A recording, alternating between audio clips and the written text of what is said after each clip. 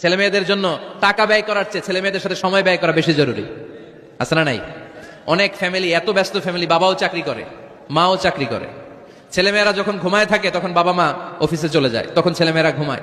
আবার রাতে meeting fitting শেষ করে যখন ফিরে তখনও ছেলেমেয়েরা ঘুমায়। শুক্রবার ছাড়া অনেক ফ্যামিলিতে বাবা মার সাথে ছেলেমেয়েদের দেখাই হয় না, আছে না নাই? না। ছেলেমেয়েদেরকে আদর করেন, ভালোবাসেন, ছেলেমেয়েদের গালে মুখে হাতে চুমো দেন, ছেলেটাও আপনারা ভালোবাসবে, ঠিক কিনা? বিশ্বনবী সাল্লাল্লাহু আলাইহি সাল্লাম বাচ্চা দেখলে গালে চুমু দিতেন, মাথায় হাত বুলিয়ে দিতেন।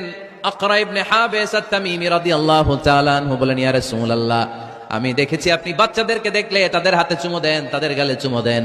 হাসান হুসাইনকে আপনি চুমু দেন। আমাকে আল্লাহ 10টা সন্তান দিয়েছে, আমি একটার গালেও কোনোদিন একটাও চুমা দেই নাই। আমার সন্তান কয়টা? 10টা। হাবিস ইবনে আকরা ইবনে হাবিস আত-তামিমি বলেন, ইয়া রাসূলুল্লাহ, আপনি বাচ্চাদের এত আদর করেন, আমার তো 10টা ছেলে মেয়ে, আমি তো একটারও কোনোদিন চুমা দেই না। আল্লাহর হাবিব সাল্লাল্লাহু আলাইহি ওয়াসাল্লাম বললেন, মান লা ইয়ারহাম লা ইউরহাম, যে মানুষের দয়া করে না আল্লাহও তারে দয়া করে না।